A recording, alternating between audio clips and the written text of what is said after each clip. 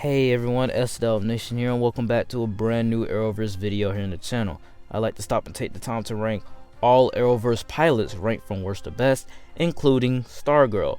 Please note that everything that I said in this video is just my very own opinion. My list is certainly not the right list, it is just my list, and you are free to comment down below your ranking of all Arrowverse pilots ranked from worst to best, just like me, or you could just do your favors.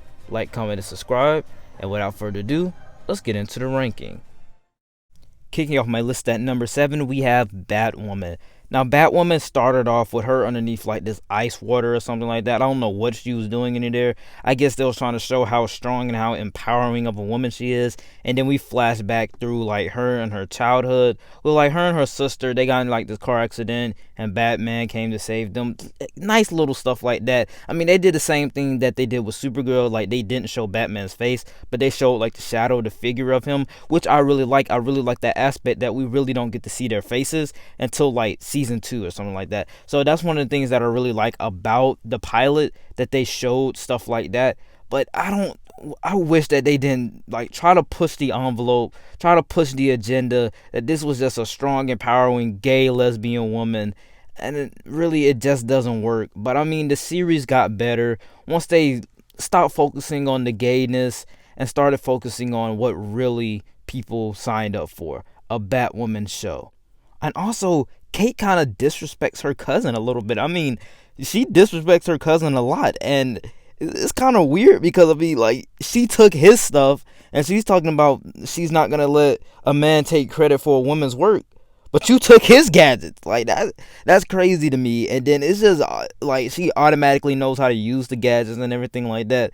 It's just not good stuff. I really was not invested in this pilot. I mean, I was invested with the show because yes, it's a Batwoman show. I want to see Batwoman, but not like this.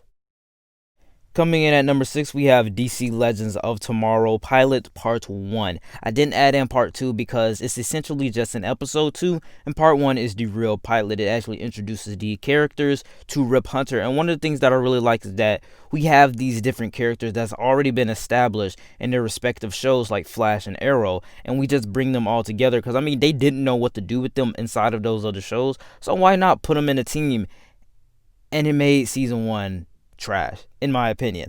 I do like the time travel aspects. Rip Hunter is a great hero, but I just feel like it was just suffered from too many characters, and some of the characters really didn't need to be there. I mean, Hawkman, Hawkgirl, what they have, just wings? They really didn't need to be there. They were central to the story, but they honestly didn't need to be there. White Canary, she didn't need to be there. Heatwave, he didn't need to be there because we already have a heat, fire powered up hero. Firestorm, we don't need Heatwave there, so it was kind of weird that they would just dump all of these characters onto the show. But I do like the aspect of them traveling through time because it shows how far we've come as DC Legends fan, because the DC Legends now is a big departure from what we had. Kicking off my top 5 list has got to go to Supergirl pilots. Now, the pilot of Supergirl and Supergirl season 1 in general was actually the first Arrowverse season I've ever watched, and I enjoyed it thoroughly. I felt like, since it was on CBS, it was a much better show. It had better writing, it had better direction. Well, some of the direction was cheesy, but it doesn't matter because that's what Superman, Supergirl is. They're cheesy superheroes. So it just showed like her story, her upcomings. It really didn't have anything to do with Superman. No, Superman was in there. He was a shadow, you know, he was a shadowy figure. They really didn't show his face just like they did with Batman and Batwoman. That's one of the things that I really liked about the Batwoman pilot, is that they didn't show Batman. Also, the thing about the pilot is that it's not weighed down by gay rights or transgender rights, or it doesn't have the problem of the CW by having this soapy drama or anything like that, or it's not even connected to the bigger Arrowverse. It's just its own pilot, it's just its own thing. It's just showing Kara Zor-El's story, and I love that. I love the fact that she has to come inside of her own suit. She has to make her own suit. She's going on different missions by herself, like little car chases, bank robberies, and everything like that. She's discovering that she's bulletproof instead of having little gay rights or transgender rights not sprinkled in there. Very, like, they're putting it in your face. I want everyone to be gay who watches Supergirl, I want everyone to be gay. That's basically what I get from watching Supergirl or even Batwoman. I want everyone in the show to be gay, and if you're watching it, you have to be gay as well.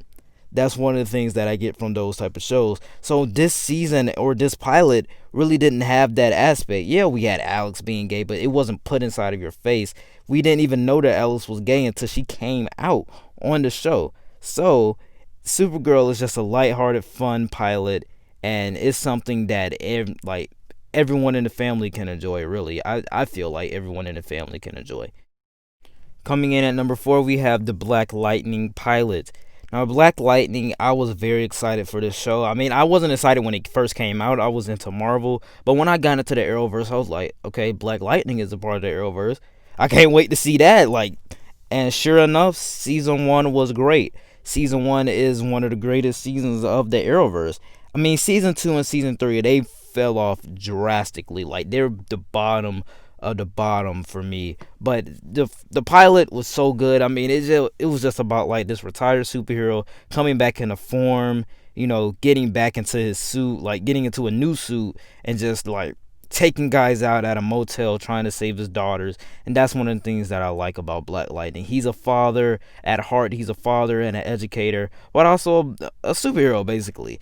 And when we first start off, we see his daughters are part of protests and everything like that. They get pulled over by the police, and that's something that I like to see inside of TV shows or movies and stuff like that, dealing with black superheroes, because it shows that they're empowered. They can actually defeat the cops. They can literally kill the cops in 1 second, but he didn't. So showing that type of aspect of a black superhero show or even a black superhero content, it's worth the watch. So just like the intro says, he was black. He said this is for the street. Black Lightning's back.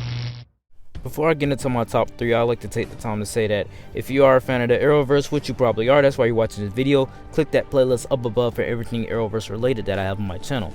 Also, if you are a fan of the MCU, please click that link in the description and in the comment section for my link to the regular podcast. I am doing an MCU Rewatch over there, and we will be uploading Thor: The Dark World, God, that movie, on Monday. So without further ado, let's get into my top 3. Kicking off my top 3 list has got to go to the Arrow pilot. Now, the Arrow pilot mixes in, mystery, drama, action, all of that together, and it's great. And I think one of the things that I signed up for when I'm watching Arrow is a vigilante style show, a Batman style show, and that's one of the things that a lot of people want. We want a Batman show, but instead we got Green Arrow, and I mean, it's great. I mean, it's fine seeing that action, that gritty street level action in the Green Arrow, because he is a street level superhero.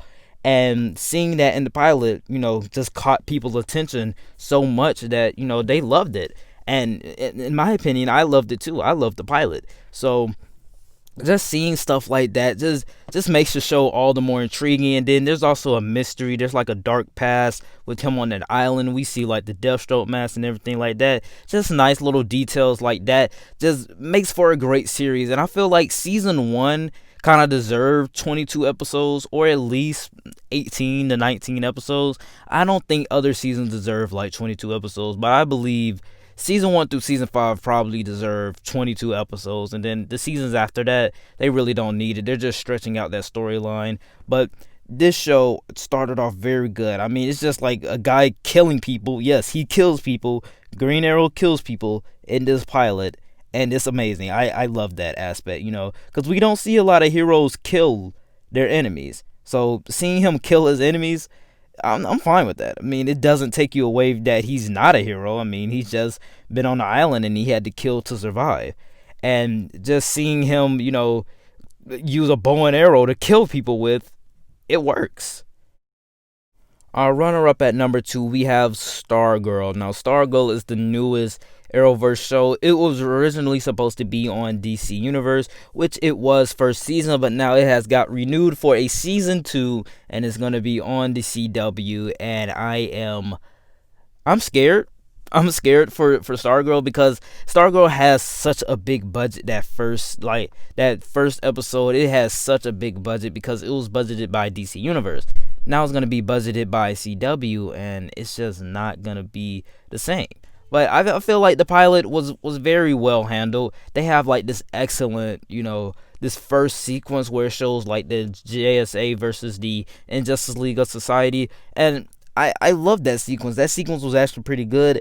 It seemed like they put all of their budget into that sequence, but no, that was just a half of it. We have the staff that, she does gymnastics on and everything like that. It's just nice little stuff like that. And then we also have, a lighthearted tone finally. I mean, we had lighthearted tone. We had like a lighthearted tone with Flash and Supergirl, but never like this. This is actually like a teenage superhero story, and it shows. We show her in high school with, different social groups and everything like that. We see like there's actually a dark past, a dark history inside of their high school. There's actually a dark past, dark history with the Injustice League of Society, with the JSA. It's just a lot of mystery to unbehold. And then Stargirl is chosen by the staff because I guess Starman is her father or something like that. I don't know. Personally, I think it's Stripe. Maybe it's Stripe, but who knows? Who knows who her father is? I hope they explain it in the first season, and if they don't do it in the first season, I hope they unveil it in the second season. But this pilot was very well handled. It's just a fresh breath of air. But coming in at my number one has got to go to the Flash pilot. Now, no other season can top Flash season 1 for me, because the first season of Flash was just so good. I mean, it had so much potential, and it worked for me. A speedster, it worked for me because it had the heart, it had the drama, it had the comedy. It was like one of those shows that was something that had never been done before. Just like Arrow, it has never been done before. We already had a darker Arrowverse, so it's like a street level Arrowverse, and then we got into the Flash, and it was just this fresh breath of air, because it was so lighthearted, it was so funny, it was so great, and such a big departure from what we've already seen. Like I said before, it had the drama, it had the heart, it had the charisma, it had everything great about it. It also had an impeccable villain. I mean, come on, the villain is amazing, the best Arrowverse villain ever, because he has no motives, and it just puts you in a good mood. It puts you in a good mood. And when you're watching Flash, you just feel exhilarating. You feel like you're running with the Flash. You feel like you're on this big journey with him. It's just amazing stuff. His pilot has to come in at number 1. And need I remind you that Barry was telling his entire story, this entire pilot, to the Arrow. He wasn't a Green Arrow at the time. To the Arrow. And just like he said, this pilot is cool. Alright guys, that is it for the ranking. Please note that everything that I said in this video was just my very own opinion. My list was certainly not the right list, it was just my list. And you are free to comment down below your ranking of all Arrowverse pilots ranked from worst to best, or you could just do your favorite. Like, comment, and subscribe, and I'll see you guys next time. Peace.